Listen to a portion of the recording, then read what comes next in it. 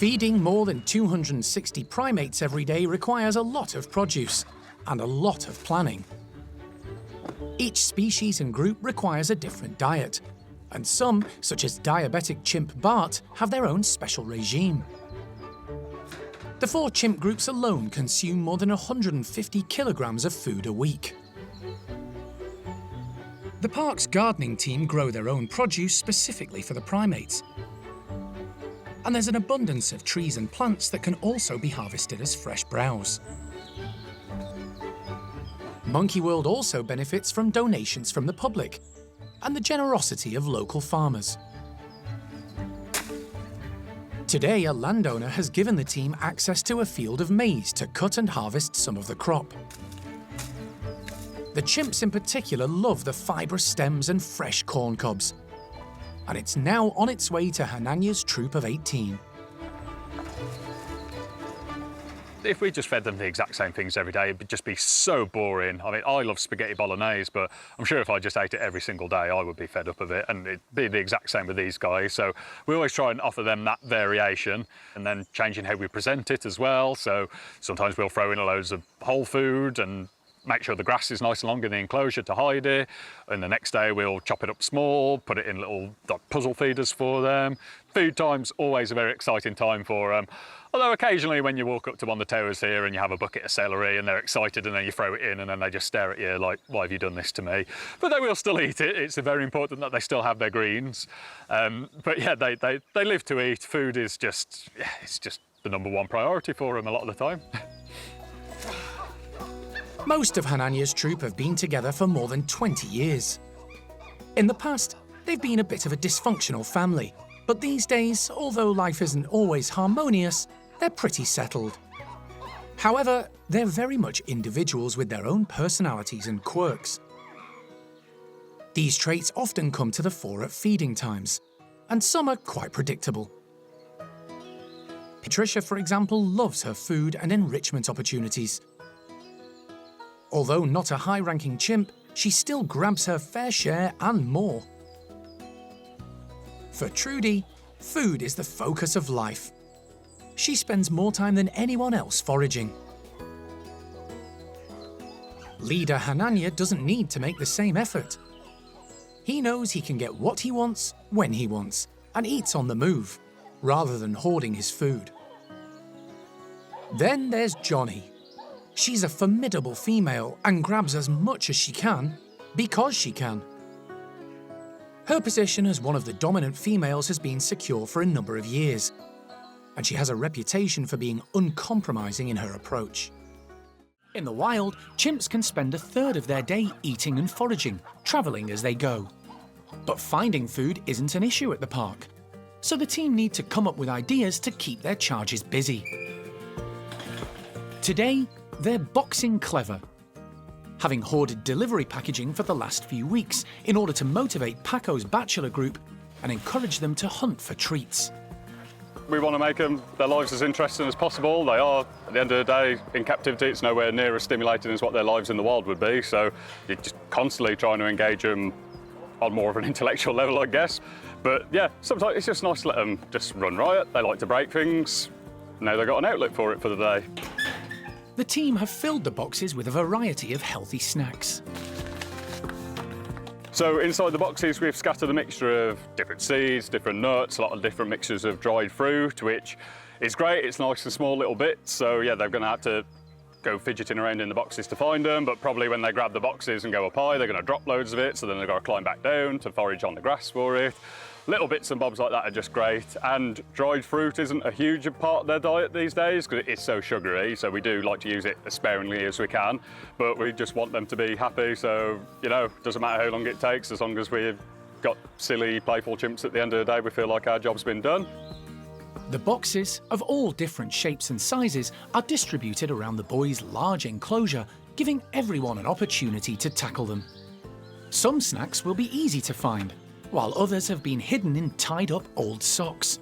Hopefully, Paco's ageing group will prove enthusiastic and up to the task. With the boxes all set, it's time for Sean to let the noisy chimps out into their enclosure. There's plenty of excitement. The group know it's breakfast time, but today it looks a lot different. And as they get stuck in, it's obvious good things don't just come in small packages, but in all shapes and sizes. Mojo goes for a smaller option, striking gold immediately with a handful of nuts. A nutty treat for Rocky too, who uses his strong teeth to crack it open. Charlie isn't usually known for his enthusiasm when it comes to enrichment, but today he's gathered a cache of cardboard and is thoroughly enjoying himself.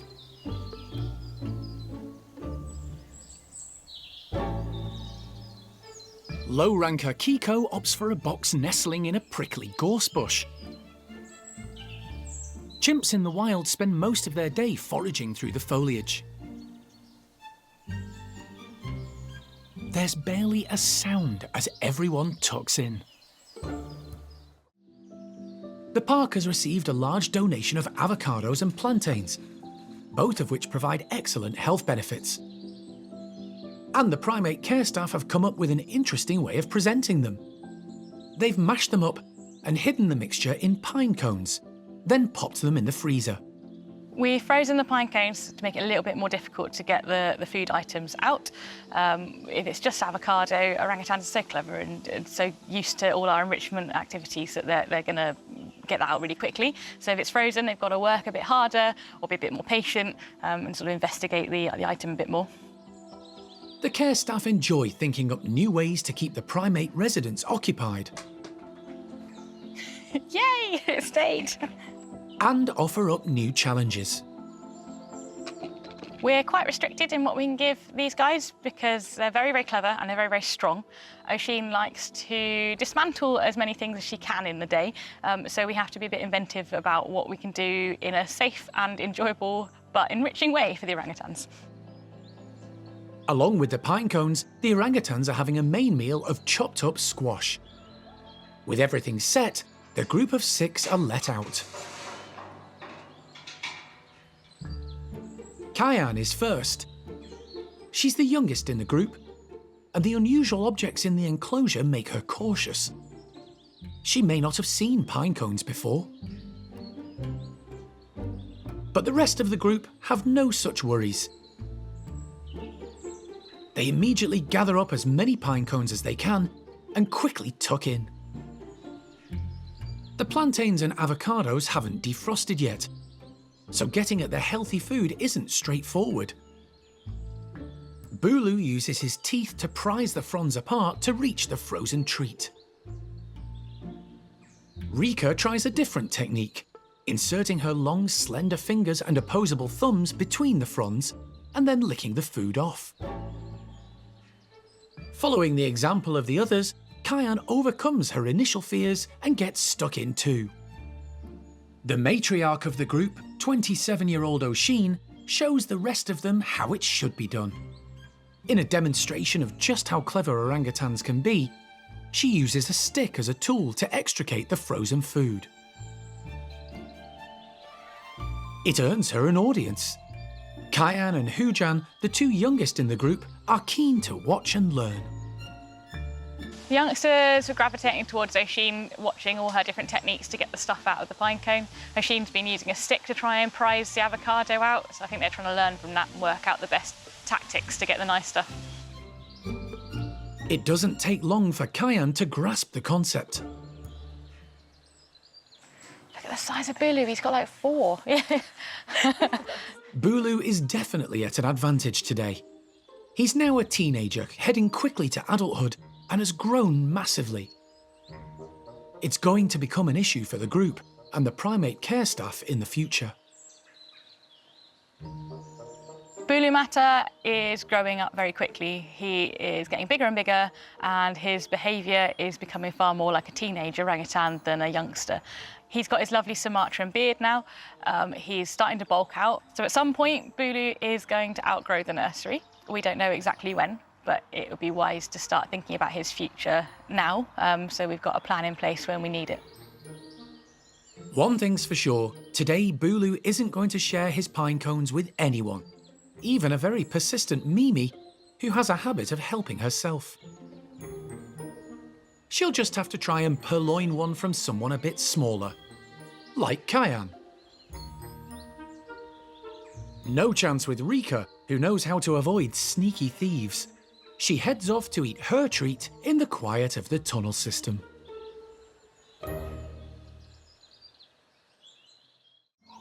Primate care staff member Emma has cooked up some pumpkins, and the troop are waiting in anticipation.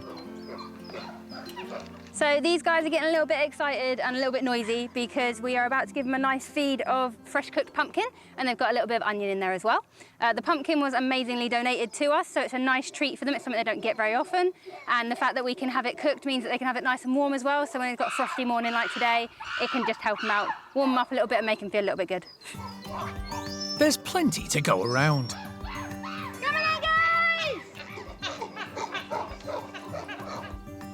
The food is distributed from 2 towers to make sure everyone gets some, including the low rankers. Good girl. Zainab! Try again. However, when Hananya is around, it's not always easy to grab a share. These guys are quite good at knowing their names, so sometimes you can shout out and they'll understand that you're throwing it towards them. But yeah, we just try to spread it as far and wide as possible because we do have ones that, as you'll see, like to hoard a little bit, and then some that might only get 1 or 2 pieces. Throwing out high-value food items at mealtimes is helpful at monitoring how the group are doing. Good girl, Cherry. There are 18 members of the troop, all with different personalities, and each with their own position in the hierarchy.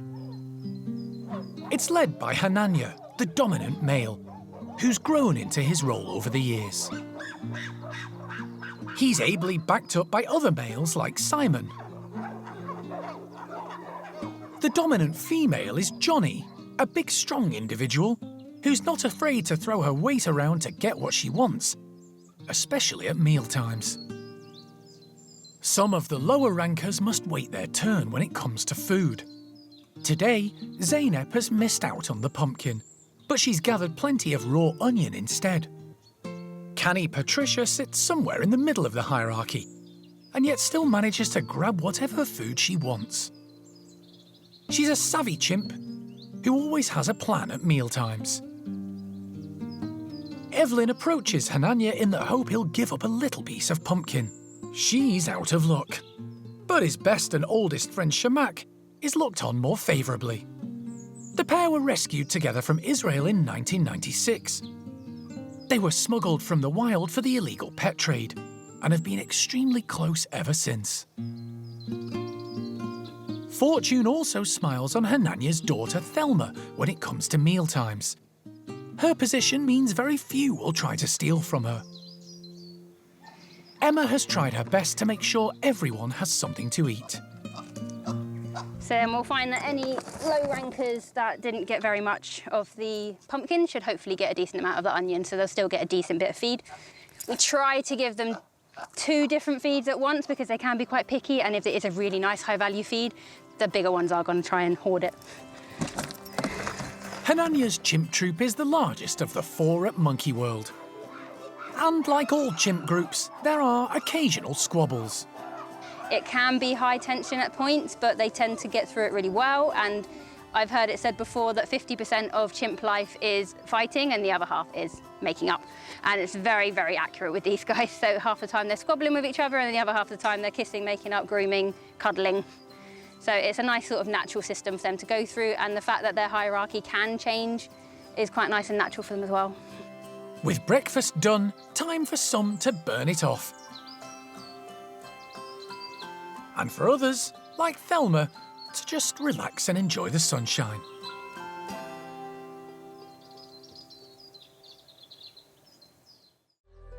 Today, Steph is giving them a treat of moria worms, waxworms and locusts. But she isn't making it easy for them.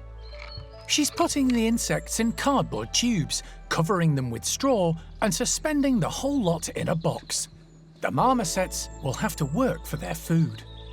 Marmosets are pretty active. A lot of their time in the wild is spent foraging for food. So anything we can do to make their feeding take a little bit longer, get them to work for it, is really good for them. It sort of stimulates their brain, stimulates their bodies.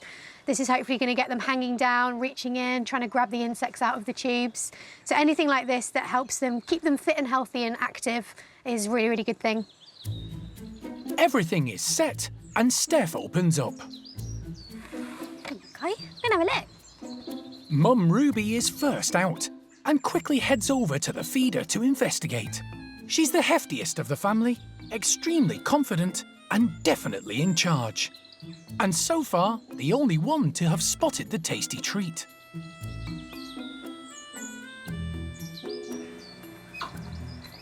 Bilbo, Frodo, come in. The others don't seem to have noticed how interested she is in the cardboard feeders. Just got a locust from one of them.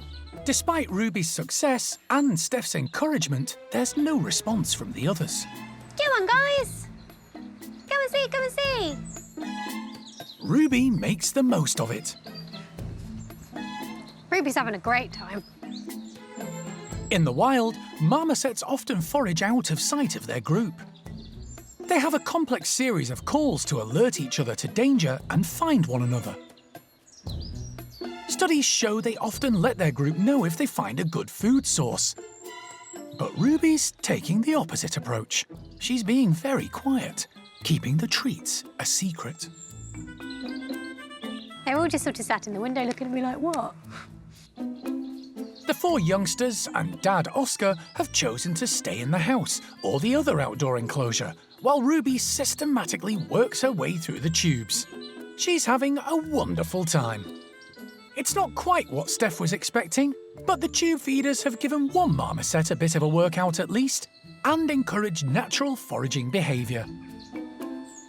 Maybe the others will work it out later. If Ruby's left anything, that is.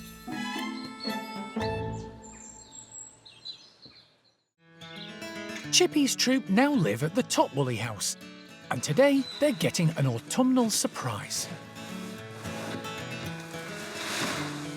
With the weather getting colder, the primate care staff have decided to give them breakfast indoors.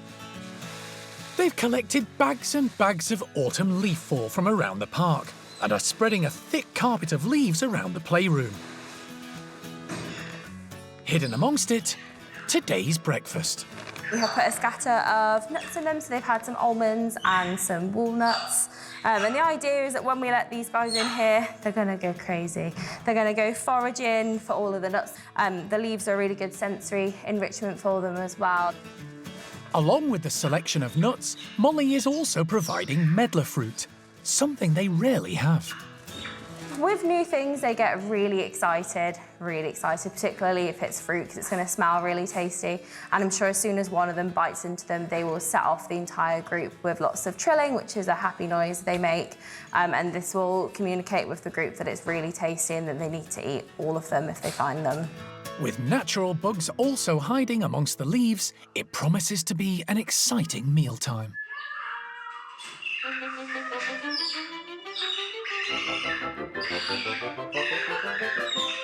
The group are let into the playroom and, as predicted, there's lots of happy trilling. And foraging begins at once. There are 7 woolies in the group, 5 females and 2 adult males, led by 24-year-old Chippy. He's the only member of this troop who wasn't born at the park. Ava is the dominant female. At 12 years old, she's already mum to daughters Catalina and the youngest in the troop, 2-year-old Xena. 2 more girls, Enya and Esme, and 11-year-old adult male Zavi, make up the 7. Today's enrichment is proving popular with all of them. At the park, vegetables make up the majority of the primates' diet, so the medlar fruit is something different and a real treat. The leaves encourage the woolies to forage and hunt for the food, and it's also something fun to keep them engaged. The vast amount of leaves slows them down, meaning they have to search for food as they might in their natural environment. And it gives the woolly monkeys a perfect opportunity to use their fifth limb. Woolly monkeys are one of 3 species that have a fully prehensile tail, so they can suspend their entire body weight just from their tails. So you will see a few of them using their tails and dipping down into the leaves. That's the purpose of it, so that in the wild, if there are any hard to reach foods, such as like in the dense bushes or just lower canopies of the trees, they'll use their tails to dive down and receive those. So you'll see some of them doing that, and you'll probably see the younger ones, such as Xena, just diving into the leaves, as it's a fun, playful game for them, just like it is with any other animal with a big pile of leaves. Delving into the leaves and searching for their food has kept the woolies busy, using their minds and bodies and socialising as they would in the wild.